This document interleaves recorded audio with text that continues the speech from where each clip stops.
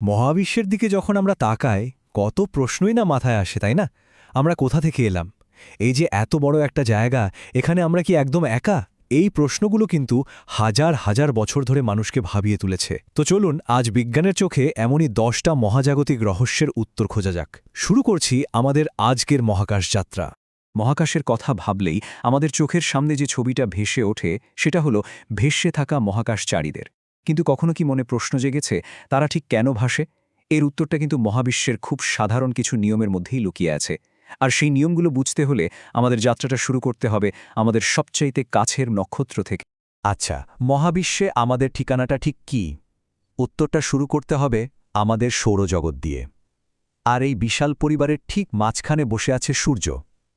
ওটা শুধু একটা জ্বলন্ত আগুনের গোলা নয় যা আমাদের আলো আর তাপ দেয়, বরং বলা যায় আমাদের অস্তিত্বের মূল কারণই হল সূর্য। ছোটবেলায় আকাশের দিকে তাকিয়ে হয়তো অনেকেই ভেবেছি সূর্যটা এত বড়, এত উজ্জ্বল, এটা নিশ্চয়ই একটা বিশেষ কোনো গ্রহ হবে। এটা কিন্তু খুবই স্বাভাবিক একটা প্রশ্ন। আর এর উত্তরটা জানলেই আমরা গ্রহ আর নক্ষত্রের মধ্যে আসল পার্থক্যটা বুঝে ফেলব। দেখুন, পার্থক্যটা খুবই সহজ। গ্রহের কিন্তু নিজের কোনো আলো নেই। ওটা শুধু তার কাছের নক্ষত্রের আলোটাকেই আয়নার মতো প্রতিফলিত করে, আর সেই নক্ষত্রকে কেন্দ্র করে ঘুরতে থাকে। অন্যদিকে নক্ষত্র হল নিজেই একটা বিশাল শক্তির কারখানা, যা নিজের ভেতরেই আলো আর তাপ তৈরি করে। তাই সূর্য কোনো গ্রহ নয়, ওটা হলো আমাদের সৌরজগতের একমাত্র নক্ষত্র।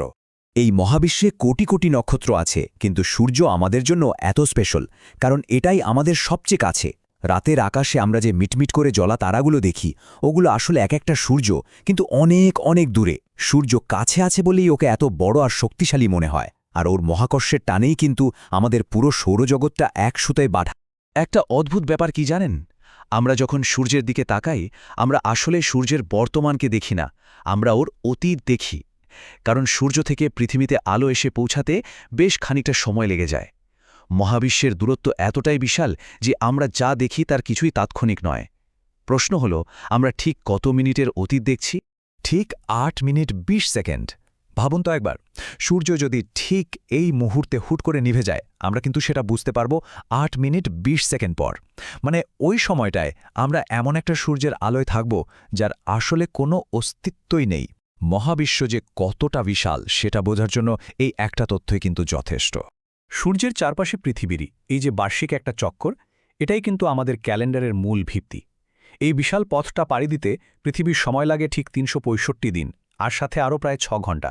আচ্ছা, এই বাড়তি 6 ঘন্টার হিসাব কিভাবে মেলানো হয় জানেন?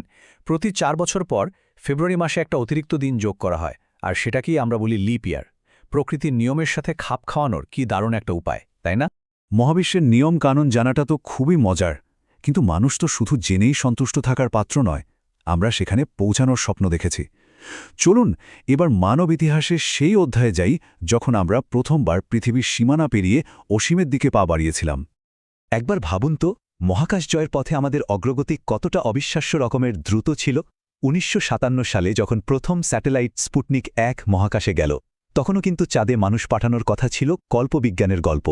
অথচ মাত্র 12 বছরের মধ্যে 1969 সালে মানুষ সত্যি সত্যি চাঁদের মাটিতে পা রাখল। এটা ছিল প্রযুক্তির এক বিশাল লাভ, আর মানবজাতির জন্য এক অবিস্মরণীয় মুহূর্ত। তো এবার ফেরা যাক আমাদের সেই প্রথম প্রশ্নে, মহাকাশচারীরা ভাসে কেন? অনেকেই হয়তো ভাবেন যে মহাকাশে কোনো মাধ্যাকর্ষণ শক্তি নেই, কিন্তু এই ধারণাটা পুরোপুরি ঠিক না। আসল কারণটা হলো মহাকাশচারীরা আর তাদের মহাকাশযানটা পৃথিবীর চারপাশে একটা অবিরাম পড়ে যাওয়ার দশায় থাকে। একে বলা হয় মুক্ত পতন বা ফ্রি ফল। ব্যাপারটা ঠিক এরকম, ধরুন একটা লিফট ছিঁড়ে গেলে আপনি যেমন কিছুক্ষণের জন্য ওজনহীন হয়ে যাবেন, মহাকাশচারীরাও ঠিক সেই অনুভূতিটাই সারাক্ষণ পেতে থাকে। আমাদের এই সৌরজগৎটা আসলে পুরো মহাবিশ্বের তুলনায় একটা ছোট্ট কোণ মাত্র। এর বাইরে এমন সব বিস্ময় লুকিয়ে আছে যা আমাদের কল্পনাকেও হার মানায়। চলুন এবার সেই সব মহাজাগতিক রহস্যের আরও একটু গভীরে যাওয়া যাক। সিনেমায় আমরা প্রায়ই দেখি মহাকাশে যুদ্ধ হচ্ছে, লেজারের ঝিকিমিকি আর প্রচণ্ড বিস্ফোরণের শব্দ। কিন্তু বাস্তবে যদি মহাকাশে ভেসে থাকা সম্ভব হতো, তাহলে কানে কি আসত? উত্তরটা শুনলে হয়তো একটু অবাকই হতে হবে। শব্দ আসলে কি? শব্দ হলো কম্পন, যা বাতাস বা জলের মতো কোনো মাধ্যমের মধ্যে দিয়ে আমাদের কানে এসে পৌঁছায়।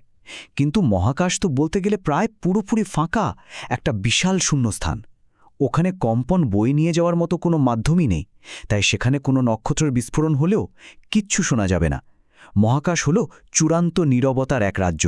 এবার আসা যাক মহাবিশ্বের সবচেয়ে ভয়ঙ্কর আর রহস্যময় এক জিনিসের কথায়, ব্ল্যাক হোল বা কৃষ্ণ গহ্বর। নামটা শুনলেই মনে হয় কোনো অন্তহীন গর্তের কথা, তাই না? কিন্তু বাস্তবে এটা ঠিক কী? খুব সহজ করে বললে ব্ল্যাক হোল হলো মহাবিশ্বের এমন একটা জায়গা যেখানে মহাকর্ষের টান এতটাই বেশি যে সেখান থেকে কোনো কিছুই পালাতে পারে না। এমনকি মহাবিশ্বের সবচেয়ে দ্রুতগতির জিনিস মানে আলো পর্যন্ত বের হতে পারে না। একবার ভেতরে গেলে ফেরার আর কোনো উপায় নেই। এটাকে বলা যেতে পারে মহাবিশ্বের ফাইনাল ওয়ান ওয়ে টিকেট। এই বিশাল রহস্যময় মহাবিশ্বের দিকে তাকিয়ে মানুষের মনে সবচেয়ে পুরনো আর সবচেয়ে গভীর যে প্রশ্নটা আসে তা হল, এত কিছুর মধ্যে আমরা কি একা? এই কোটি কোটি নক্ষত্রের ভিড়ে আর কোথাও কি প্রাণের স্পন্দন নেই? এই প্রশ্নের উত্তর খোঁজাটাই এখন মানবজাতির সবচেয়ে বড় অভিযানগুলোর এক। প্রাণের সন্ধানে বিজ্ঞানীরা এখন সবচেয়ে বেশি নজর দিচ্ছেন আমাদের লাল প্রতিবেশী মঙ্গল গ্রহের দিকে। এর কারণ হল কোটি কোটি বছর আগে মঙ্গল গ্রহের আবহাওয়াটা নাকি অনেকটাই পৃথিবীর মতো ছিল। সেখানে যে একসময় নদী বা সমুদ্রের মতো তরল জল ছিল, তার শক্ত প্রমাণও পাওয়া গেছে। আর যেখানে জল ছিল সেখানে হয়তো কোনো এক সময় প্রাণের অস্তিত্বও ছিল, অন্তত খুব ছোট অণুজীবের আকারে। আমাদের পাঠানো রোভারগুলো আজও সেই প্রাণের চিহ্নই খুঁজে চলেছে। তাহলে শেষ পর্যন্ত আমরা আবার সেই মূল প্রশ্নেই ফিরে এলাম। এই যে অকল্পনীয় বিশাল এক মহাবিশ্ব, যেখানে গ্যালাক্সির সংখ্যা হয়তো আমাদের মস্তিষ্কের নিউরনের চেয়েও বেশি, সেখানে আমরাই কি একমাত্র চিন্তাশীল প্রাণী? সত্যি বলতে এর উত্তরটা আমরা এখনও জানি না। আর হয়তো এই না জানাটাই আমাদের মহাকাশ অভিযানের সবচেয়ে বড় অনুপ্রেরণা। প্রশ্নটা কিন্তু ভাবাই, তাই না?